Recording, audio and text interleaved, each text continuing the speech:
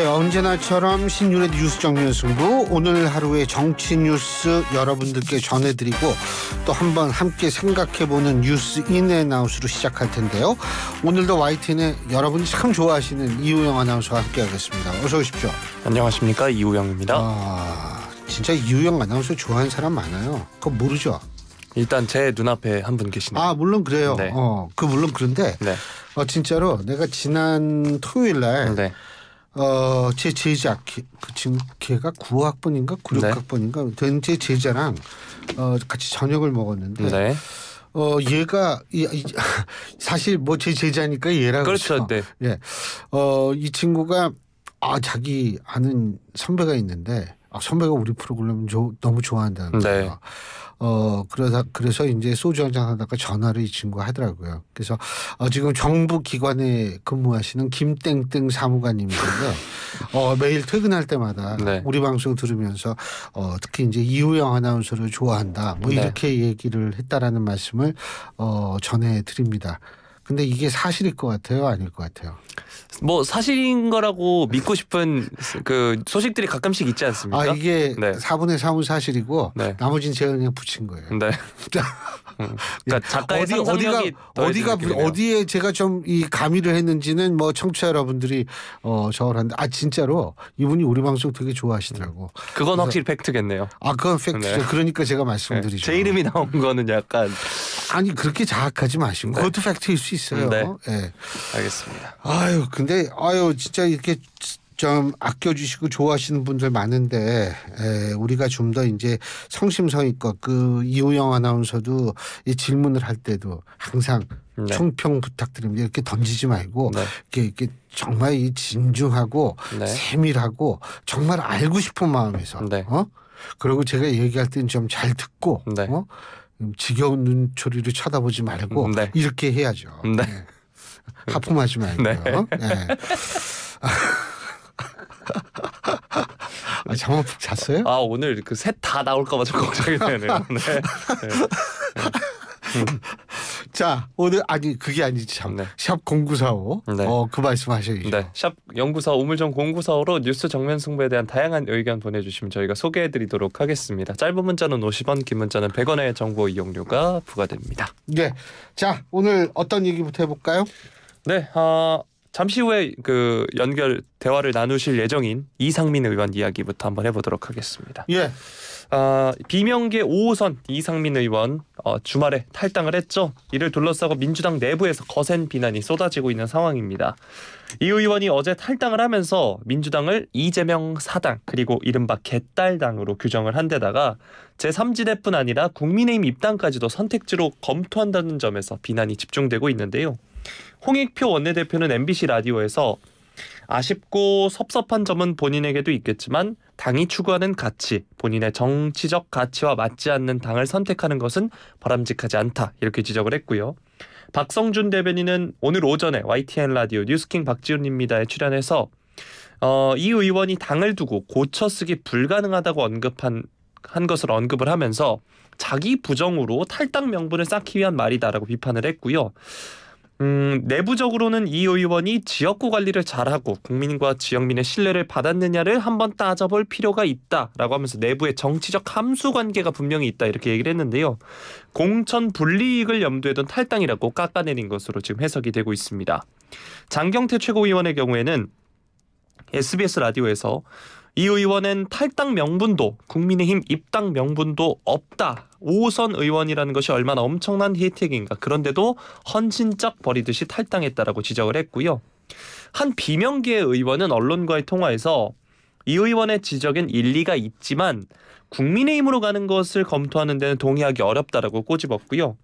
개파색이였다라고 평가를 받는 박상혁 디지털 전략사무부총장은 먹던 우물에 침은 뱉지 말라라고 비판을 했고 조승래 의원의 경우에는 뭐로 가도 국회의장만 하면 된다는 것이다라고 쏘아붙였는데요.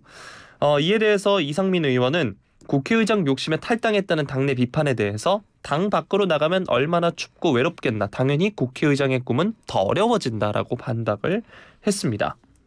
또 이제 여당 행과 관련해서는 국민의힘 입당 또 신당 참여 가능성을 다 열어놓고 있다. 비명계 이낙연 전 대표의 민주당 재건 움직임까지 있어서 추후 결정할 것이다. 이렇게 이야기를 했고요.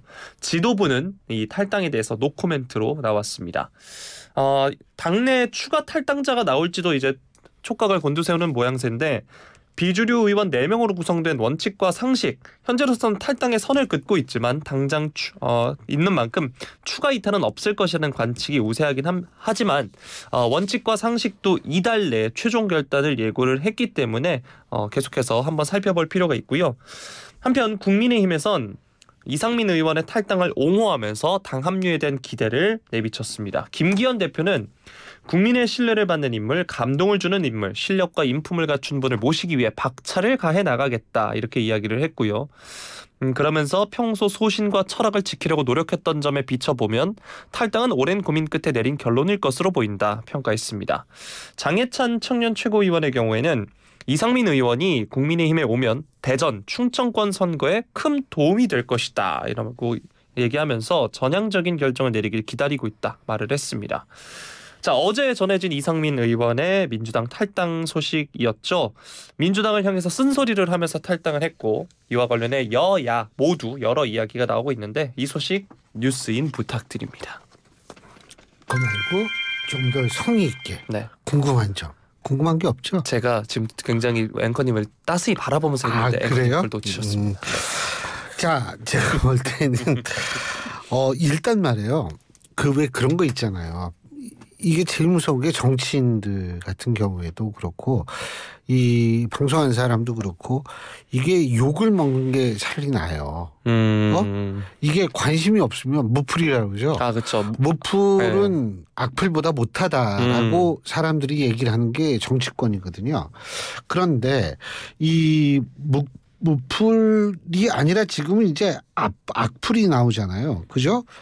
그런데 쉽게 얘기하면 악플인데 제가 볼 때는 그 악플이 나오는 걸 좀 주목할 필요가 있어요. 예를 들면은 누가 탈당을 했어요. 그럼 뭐 탈당을 했는데 총선 때 되면 뭐 다 그런 일도 있고 뭐 그리고 이렇게 넘어가는 것과 막 여러 사람이 나와서 이렇게 얘기하는 것하고 아마 본인은 그것을 어떻게 받아들일지는 모르겠지만 사실 제가 객관적으로 볼 때에는 그만큼 비중 있는 인물이라는 것을 역설적으로 얘기를 하는 것 아닌가. 왜냐하면 여야가 전부 다 서가지고 이 얘기만 하고 있는 거잖아요. 네. 오늘 딱 이슈는 이상민 의원과 손학규 전 대표 이 두 분의 딱 얘기거든요. 그런데 그만큼 비중 있음으로 의미한다라는 것. 둘째는 뭐냐면 이 지금 사실 친명 쪽이나 이쪽 당 지도부는 뭐를 가지고 생각을 할 거냐면 이게 탈당의 도미노의 시작이면 어떡하나라고 걱정을 할 겁니다. 사실 내심으로는 뭐 탈당 안 한다. 대부분 지금 탈당한다는 사람은 없잖아요. 그런데 일단 누군가 하나 탈당을 시작했기 때문에 거기에 대해서 이제 사실은 굉장히 좀 주목을 할 필요가 있다라고 생각할 가능성이 높다는 거죠. 거기에다가 이제 국민의힘이 이제 자꾸 이렇게 하는 거는 사실 진짜 이상민 의원이 자당에 들어왔으면 좋겠다는 마음이 제가 볼 때는 많고 또 하나는 뭐냐면 자꾸 얘기를 해야지 상대방의 땅에 불을 지피는 거 아니에요.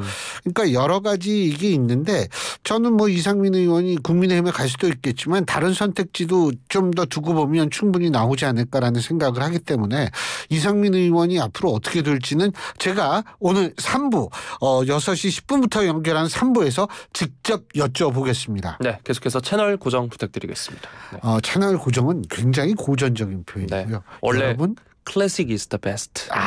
그렇군요. 네. 클래식 좋아한다고요? 네. 제가 가장 좋아하는 이제 축구 더비도 엘 클라시코. 네. 그렇군요. 네, 예. 내가 무슨 얘기 하려고 그랬는데 잊어먹었잖아요. 넘어갑시다. 예. 네. 자, 다음 소식 넘어가도록 하겠습니다. 더불어민주당 이낙연 전 대표 오늘 자신을 중심으로 한 신당 창당설과 관련해서 인터뷰를 가졌는데요. 너무 길게 끌면 안 되니 생각이 정리되는 대로 때가 되면 말하겠다 이렇게 이야기를 했습니다. 지금 대한민국의 핵심적 위기인 정치 양극화를 저지하기 위한 제3세력 결집 취지에 공감한다라고 하면서 이렇게 이야기를 한 건데요. 단지 본인이 어떤 역할을 할 것이냐는 혹은 이제 본인이라는 사람의 인생을 걸고 고민해야 하는 문제라면서 일단 내년 총선에는 출마할 생각이 없다라고 밝혔습니다. 또 제3세력이라는 것은 양당 모두 싫다는 사람들에게 선택지를 제시하자는 것이라면서 윤 대통령, 이재명 대표 두 분 중 한 분만 고르라는 시험 문제가 작년 대선부터 계속되고 있다라고 지적을 했습니다. 그분들에게 정답이 없다고 생각하는 이들의 의사가 국회라는 제도에 투입될 수 있도록 파이프를 만들어주는 것은 정치 안정을 위해 필요하다 이렇게 강조를 했는데요. 그간 민주당에 대해서는 극도로 발언을 자제를 했는데 그것도 도리가 아닌 것 같다고 판단을 했고 내부 위기의식에도 당이 달라지지 않아서 기다림도 이제 바닥이 나고 있는 것 같다 말을 했습니다. 그러면서 지금 민주당은 내부 다양성 또 당내 민주주의라는 두 가지 면역 체계가 무너졌다라고 하면서 누구든 할 말을 하고 그것 때문에 불이익을 당하지 않게 하는 것이 시급하다라고 지적을 했습니다. 이재명 대표가 이제 사법 리스크가 있기 때문에 총선 전에 대표직에서 물러나야 한다고 생각하냐 이렇게 질문이 들어왔는데요. 이에 대해서 이낙연 전 대표는 내가 그 이야기를 한다고 해도 의미가 없고 그러고 싶지도 않다라고 하면서 당이 알아서 판단하고 그 결과도 당이 알아서 감당해야 할 것이라고 답을 했습니다. 한편 당이 비상대책위원회 체제로 전환할 경우 비대위원장을 맡아달라는 요청이 오면 수락할 거냐 이런 질문도 있었는데요. 이에 대해서는 위기에 빠진 대한민국을 어떻게 도울 것인가 하는 게 골똘히 생각하는 건데 직책이라는 것은 지극히 작은 것이다. 관심을 갖고 있지 않다. 이렇게 말을 했습니다. 자, 이낙연 전 대표가 최근 들어서 계속해서 민주당 그리고 이재명 대표를 향해서도 쓴소리를 쏟아내고 있는데요. 이낙연 전 대표의 행보는 어떻게 보시나요? 뭐 여러 가지가 있을 수 있죠. 경고일 수 있죠. 그러니까 비명계에 대한 공천 불이익을 주면 가만히 있지 않겠다라는 경고일 수도 있고 또 실제로 신당 창당의 가능성을 배제할 수 없는 상황이라는 건 맞아요. 그러니까 얼마 전에 보도가 됐는데 이낙연 전 총리가 김종인 전 비대위원장을 만났다라는 보도도 있었고 오늘 보도 중에는 김부겸 전 총리와 두 번을 만났다라는 거예요. 그런데 예를 들면은 그런 움직임을 우리가 어떻게 해석할 것인가? 그거는 물론 좀 있으면은 알 수가 있겠지만 신당이 성공하기 위한 조건이 세 개거든요. 보통 세 개 중에 두 개만 있으면 됩니다. 첫째는 지역 기반, 둘째는 유력 대선 후보, 그리고 셋째는 팬덤. 이건데 팬덤은 최근에 추가된 거고 그런데 이 셋 중에서 한 두 개만 갖추면은 신당을 해볼 만하다고 볼 수가 있어요. 그런데 제가 거듭 말씀드리지만 사실 호남이 민주당의 하나의 이 중요한 텃밭이었다는 것은 맞는데 사실 텃밭이 조금 흔들리고 있다라는 분석이 많이 나오거든요. 그러니까 뭐냐면 지금 50% 초중반대 혹은 고 플러스 마이너스 1, 2로 왔다 갔다 하는 경우도 있고 무당층이 많을 때 33까지 나올 때도 있고 호남 지역입니다. 그렇기 때문에 바로 그런 거를 봤을 때 거기가 일종의 공략 포인트가 될 수도 있다는 거죠. 다시 말해서 국민의당이 새정치민주연합과 결별을 하고 2월 달에 창당했어요, 그때. 근데 2월 달에 창당하고 12월에 이제 안철수 전 대표가 탈당을 했죠. 2월 달에 창당하고 나서 4월 달에 총선 치렀는데 세석을 제외한 호남 전 의석을 휩쓸었거든요. 그렇기 때문에 그런 사례도 있고 지금 호남이 흔들린다는 분석도 많고 그렇기 때문에 그런 차원에서 제가 볼 때에는 좀 신당 창당의 가능성을 아주 배제할 수는 없다라는 생각을 하는데 그리고 제가 볼 때에는요. 이게 지금 이재명 대표에 대한 사법 리스크가 사실 조금씩 오늘도 압수수색했잖아요.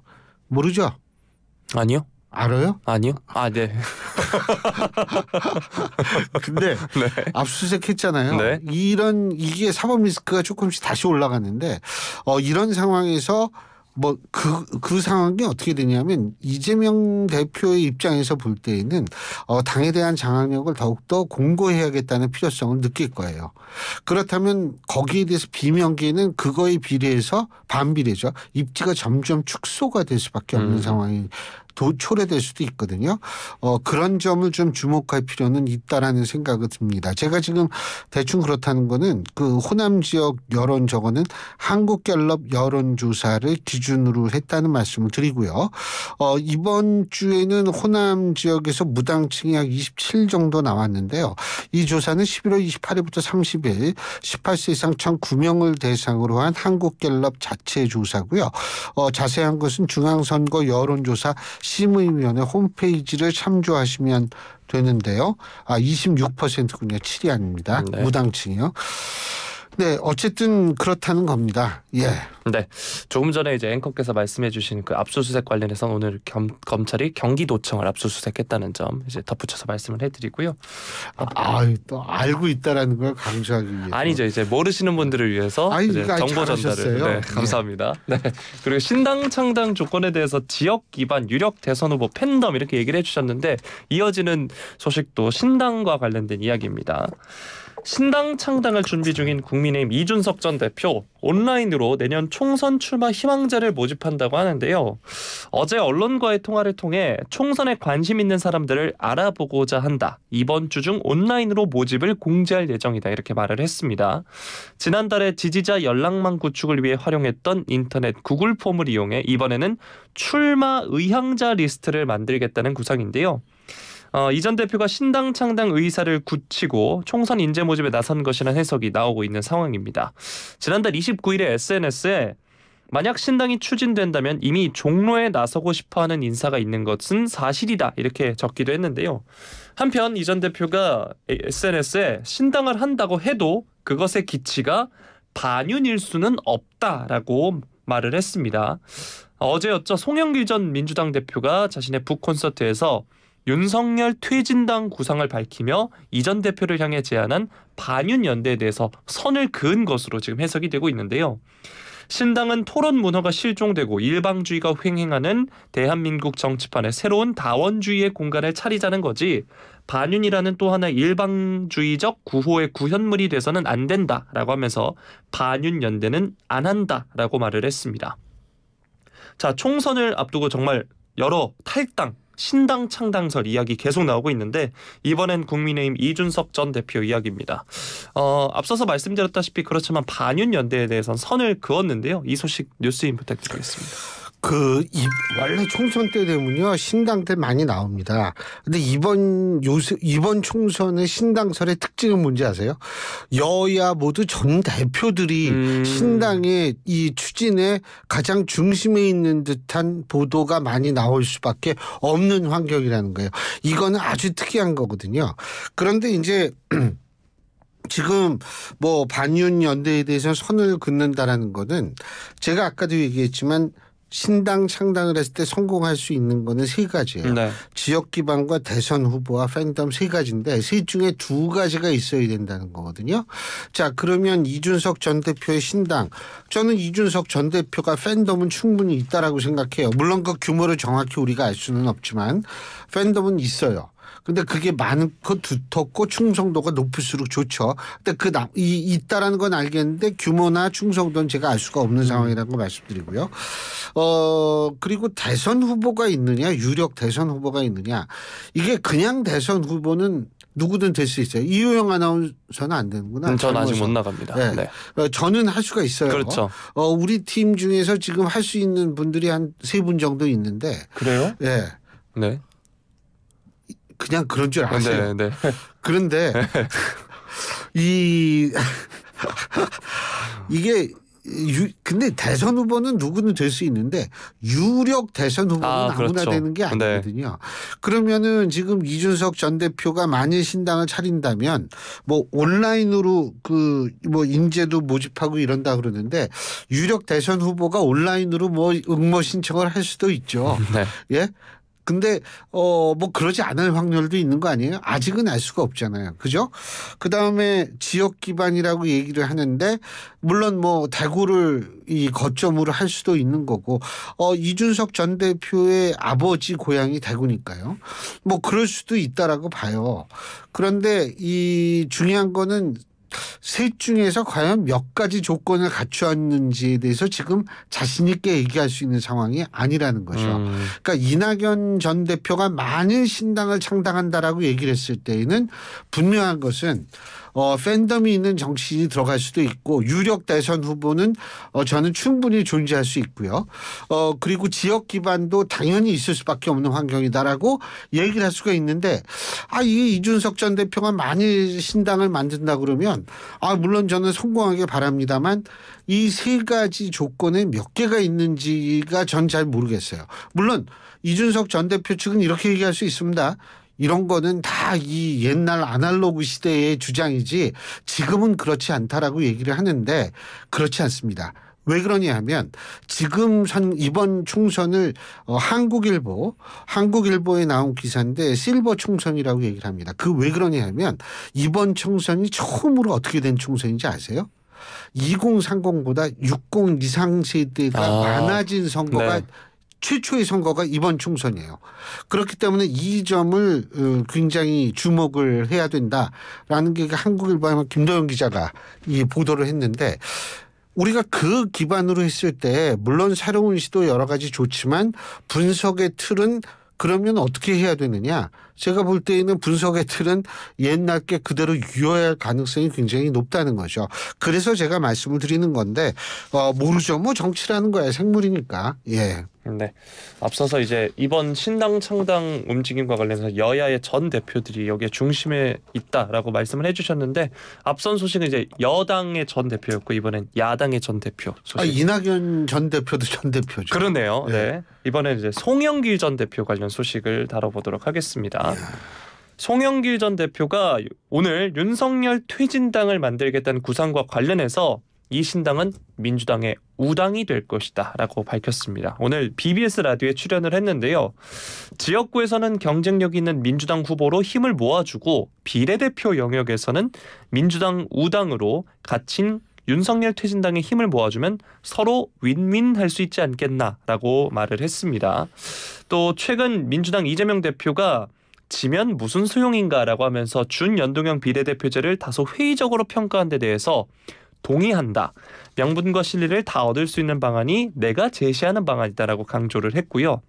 또 기본소득당의 용해인 의원도 거론을 했습니다. 그러면서 송영길, 용해인 등 전선에서 싸우고 있는 사람들을 민주당 우당 비례대표로 힘을 모아주고 지역구에서는 연합해서 야권이 단일 후보로 나와주면 압승할 수 있다. 200석 이상 얻을 수 있다라고 주장을 했습니다.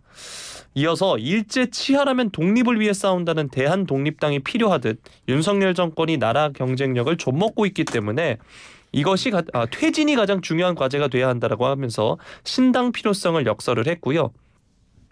그런 와중에 민주당 안팎에서는 윤 대통령 퇴진 또 탄핵 주장에 대한 경계의 목소리가 나왔습니다.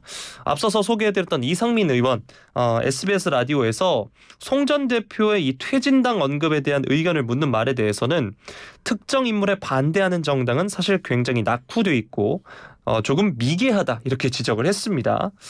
한편 국민의힘은 송영길 전 대표가 이 윤석열 대통령 퇴진에 선봉에 서겠다면서 신당 창당을 시사한 데 대해서 국회는 범죄자의 방탄 도피처가 아니다라고 하면서 맹공을 퍼부었습니다.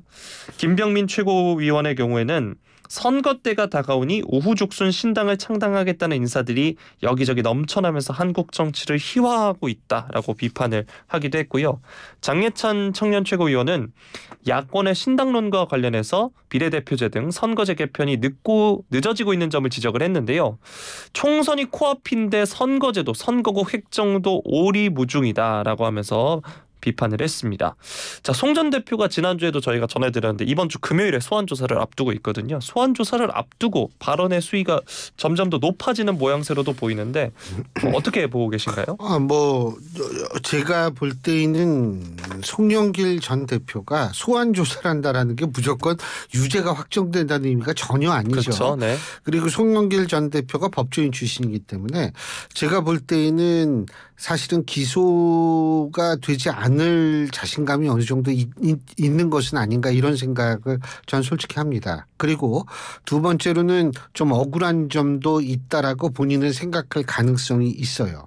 그리고 세 번째로는 뭐냐면 송영길 전 대표의 입장에서 볼 때 이재명 지금 이게 만약 병립형이 아니라 우리 청취자 여러분들한테 제가 정말 죄송한데 이 병립형, 준연동형, 연동형을 지난번에 예전에 한번 설명을 드렸는데 또 이게 반복한 건 좀 시간상 좀 너무 적었고 이게 뭐 그렇게 간단한 얘기는 아니거든요. 그런데 그렇죠.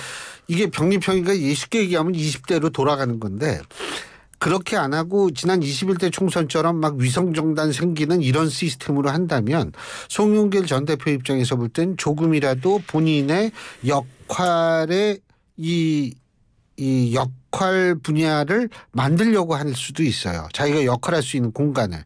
그러니까 내가 밖에서 위성정당 말고 다른 정당 만들게 라고 우리가 이해될 수도 있거든요. 자, 그렇다면 이재명 대표 만약 연동형으로 한다고 그랬을 때 이재명 대표 입장에서는 어떠냐.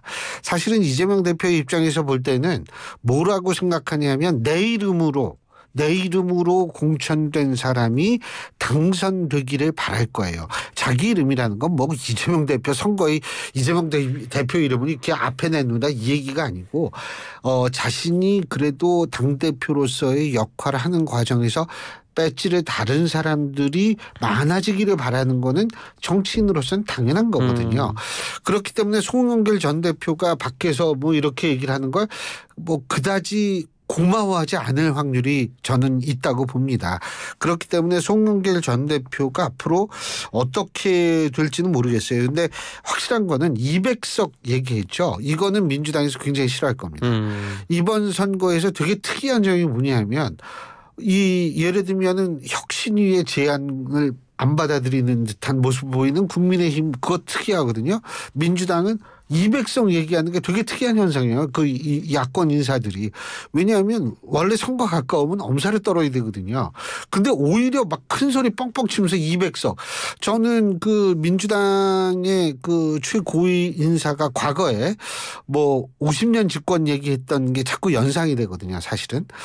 이거는 민주당의 입장에서 볼 때는 아주 정말 놀라우면서도 좀 막고 싶은 발언이 바로 200석 발언이 아닌가 이런 생각이 듭니다. 여기까지 하죠. 오늘 수고하셨습니다. 고맙습니다. 고맙습니다. 예, 지금까지 YTN의 이우영 아나운서였습니다.